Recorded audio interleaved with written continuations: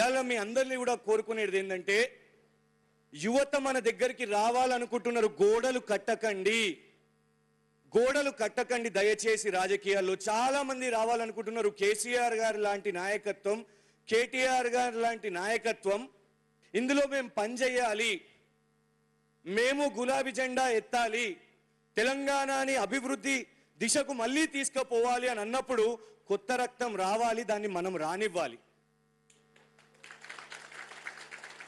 నువ్వు అక్కడికి పోవాలంటే పర్మిషన్, నువ్వు ఇక్కడికి పోవాలంటే పర్మిషన్, నువ్వు నాకు చెప్పి పోవాలి అని అంటే అది రాజకీయం కాదు, బానిసత్వం అవుతుంది.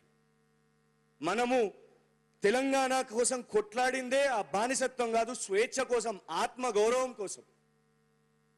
అందరి దగ్గరికి వెళ్ళండి, ఎవరి దగ్గరికి మీకు నచ్చిన వాళ్ళు ఎవరి దగ్గరికన్నా వెళ్ళండి, కానీ గులాబీ జెండా మోసే ఏ నాయకునితోనైనా మీరు పోయి కలిసి కదం వేయండి.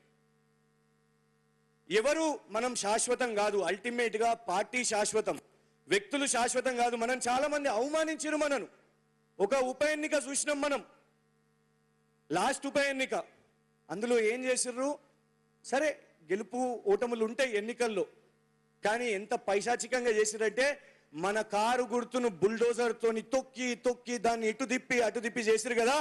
దానికి మనము ప్రతీకారం చేయాలంటే మనము పోరాడాలి.